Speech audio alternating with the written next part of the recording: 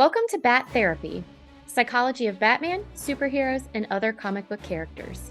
Be a fly on the wall or a bat in the cave, listening in on a friendship built out of a love for talking Batman, comics, and the everyday struggle to achieve mental health and happiness.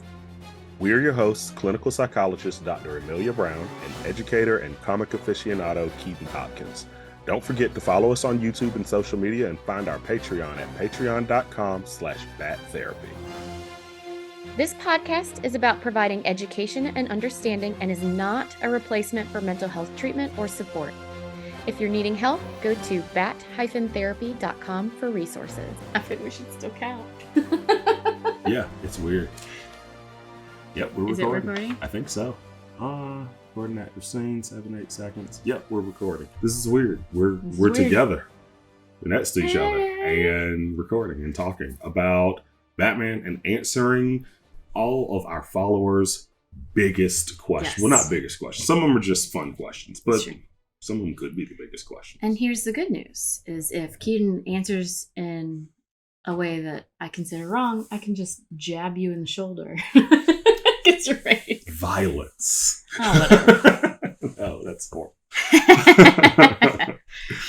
All right. Okay. How do we want to do? Okay, so we've got, maybe we start with the general questions. Sure. Let's do it.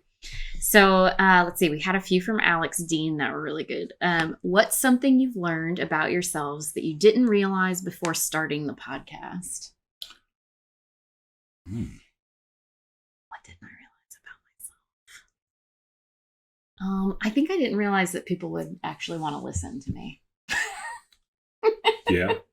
I didn't, that's really good. I always because in my mind, I feel like I always wanted to do some kind of a podcast, and I just but I honestly didn't know how much I would enjoy doing this. I think that was a big thing. I think I was like, wow, I love doing this. I love just being able to kind of put my thoughts into words and week after week just talk about, like, it's one thing to be a fan of something. It's another thing to be a fan and constantly get to share it. Yeah. And so I think it's I thought I was a Batman fan before, and now it's like another level. It is true. Like, I liked doing theater and performance and stuff before, but I'd never done any recording like this. And I did find it really fun to do. Yeah. That's true. Definitely. Another one from Alex is, what's something you both agree needs to happen for the future of superhero media to continue to thrive? We do agree on it. I honestly would say inclusiveness. I think that's a big one. I think they need to make sure to stick with including characters of all races, all backgrounds, all genders. I think that there needs to be a thing where everyone is represented, because the thing is, I still feel like, as far as media goes, a lot of it is a huge reflection on current society, and current society has shifted enough in a way that I think that the next step is just making sure that everyone is included. And it's not even necessarily about making old characters a different race or gender, as much as it is making and having strong, amazing characters of all backgrounds. Well, and it's also not just the characters. It's also the writers, the illustrators, the editors, the directors, et cetera, et cetera, et cetera. Yeah. Because you need that representation throughout. I definitely agree with that. I also think that they need to resimplify. Things used to be a lot less. The MCU, I think, went too far with how much they connected everything together, and it's overcomplicated things. And I think people are burning out on that. So I think that's the other thing for me is simplifying, adding the fun in. I mean, they've got some fun stuff that's come out recently, but I think it's getting overly woven.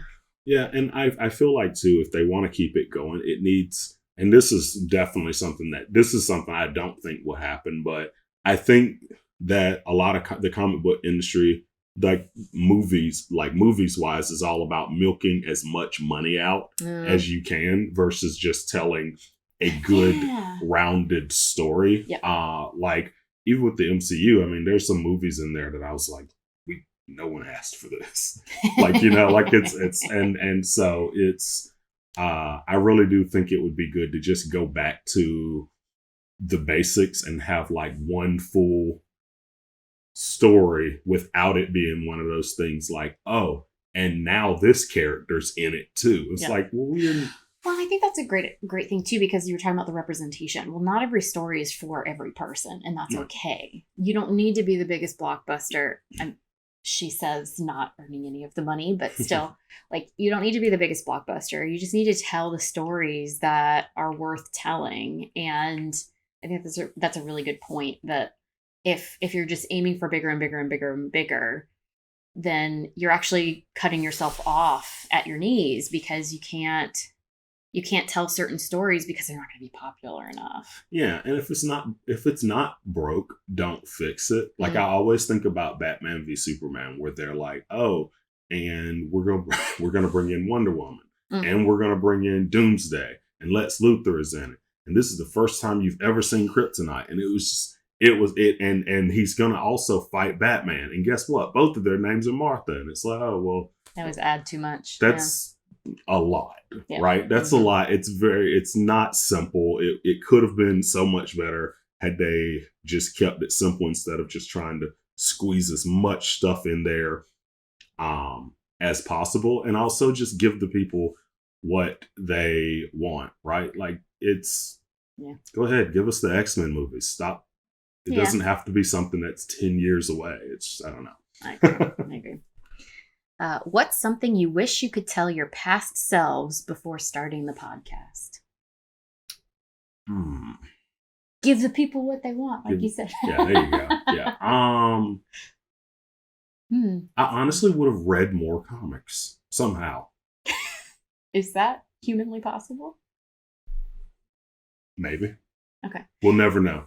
I think I would have read more non-DC comics. Like, I probably would have branched and maybe read more Marvel, more Image, more Dark Horse, like just kind of hit a lot more things than just sticking with. Yeah.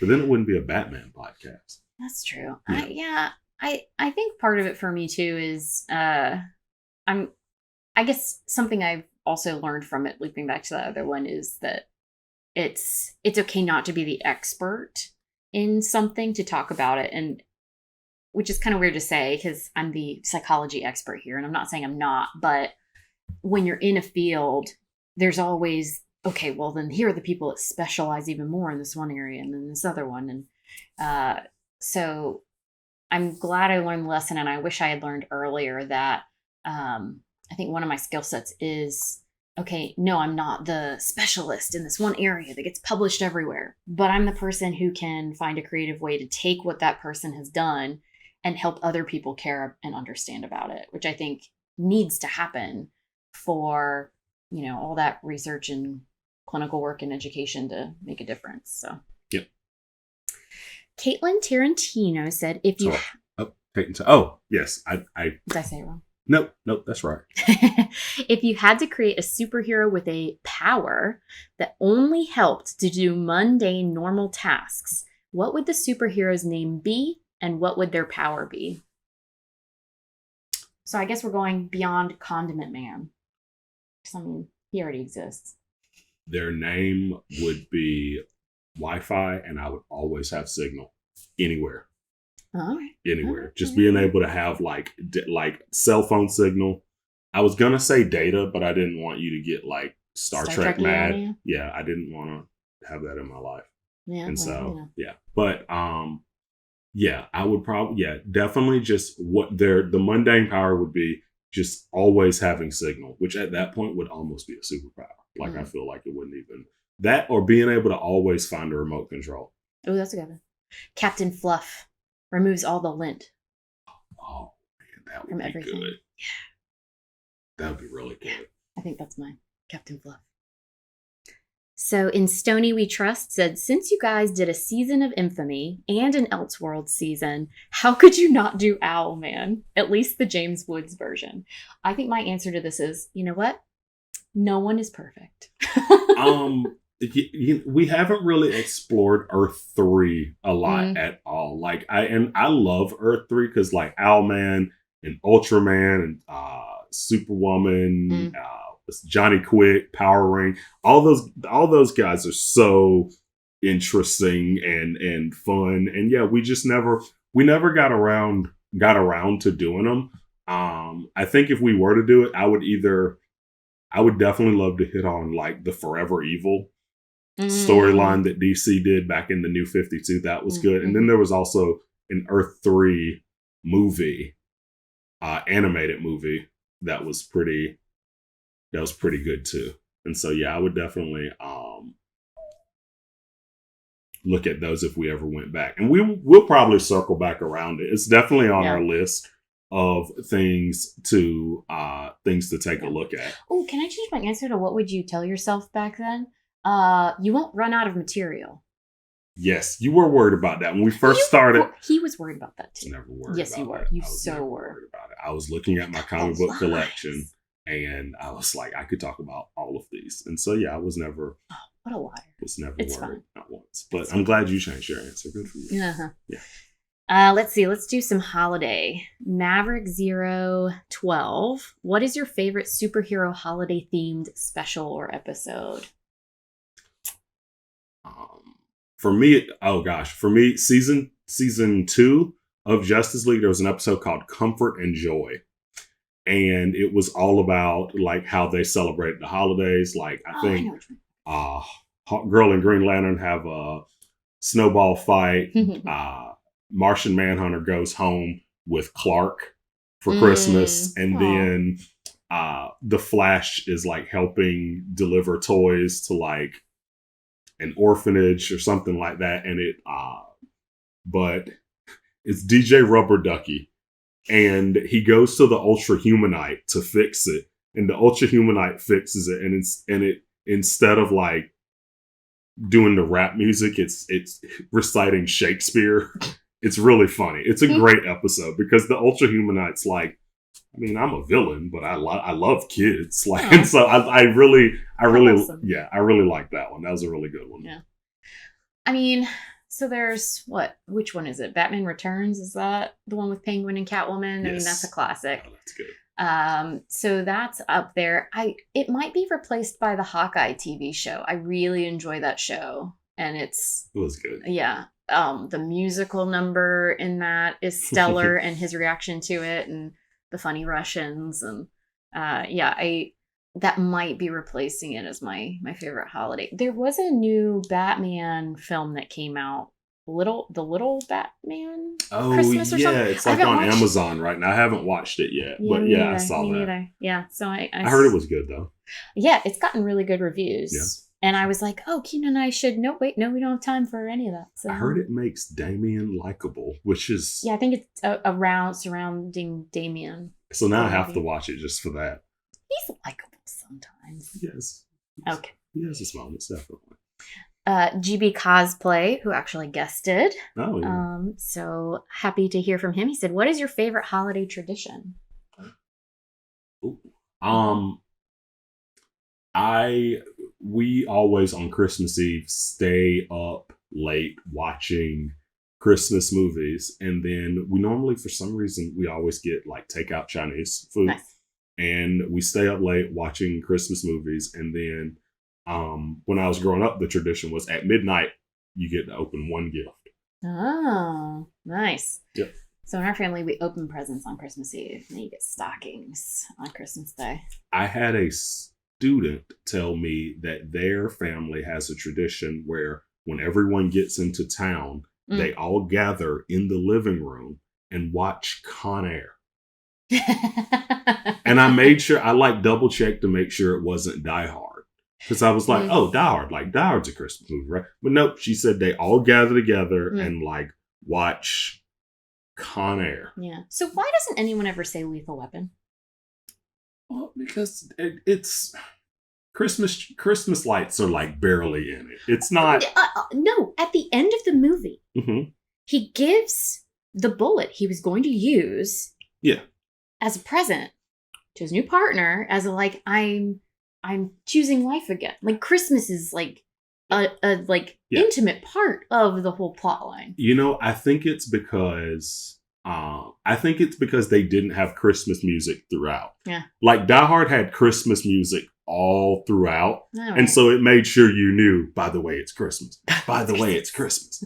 It's Christmas. Yeah. He killed someone because it's Christmas. And they made sure, yeah. I mean, it sounds like a ridiculous thing to do, but it worked. Yeah. Yeah. So for me, my favorite holiday tradition, I think, is the Advent calendar. And I actually made a nerd Advent calendar on Instagram. I posted about it last year if you wanted to see little bits. But there wasn't an Advent calendar that was both nerdy and Advent calendar-y enough for me, because I like the ones that are, you don't just like grab a chocolate out of it or whatever, like more interactive things. So I like have all these different things, like the Joker is like springing up to put mistletoe over Harley Quinn, who's trying to kiss Wolverine, who's like freaking out about it and stuff. I've got Ghostbuster, all sorts of things in it's there. A fun so calendar. yeah, I fun. enjoy my Advent calendar. So Definitely. That might be my favorite part. Okay. We're going to wrap up with some hard-hitting questions. Are you ready? Let's do it. Okay. Nimsy K999. So first off, they said their husband Mike said, "What are our thoughts on Dick Grayson's mullet?" Business in the front, party in the back. I think that's a solid description. That's not even a good description of Dick Grayson, because he's party all over. He's got party in the, yeah. But he is also like, he gets things done. He's not actually, he is like the person representation of a mullet. I had not thought about that before. But at the same time, like, he's also, just like how we said dynamic duo, he changes through the times. And so, he had the mullet when the mullet was cool. And then he changed it up. He did always have, like, there was a phase where he had long hair as Nightwing. Yeah. Though, and there was, the mullet phase was not my favorite, but like, as long as he was happy. Who are we to judge? Yeah. So the last and certainly not least, in fact, the most important question: do we agree that Captain America has America's ass? Or is there a superhero in any universe that we feel better deserves that title? All right. So I will answer that with another question. Oh. How did he get that ass? How'd he get it? German invention? Yeah. Yeah, German, right. Like, right. It's that is the American way. Get it from another country. Right. It can't be that great of an ass if the Nazis want it so bad.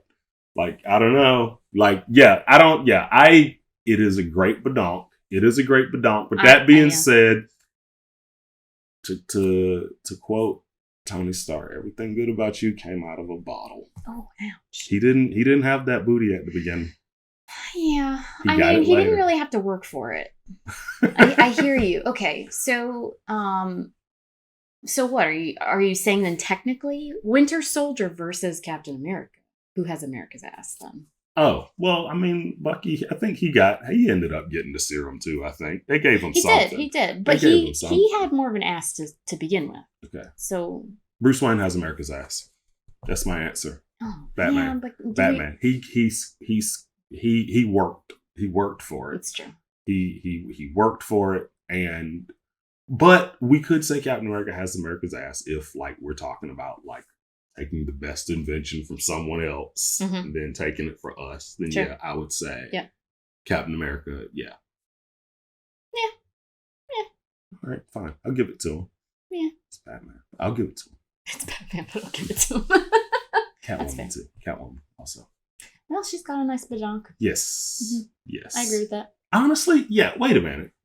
No, if we're talking about the perfect representation of America's badonk, I think we should go with a lady. Yeah, but is that cliche?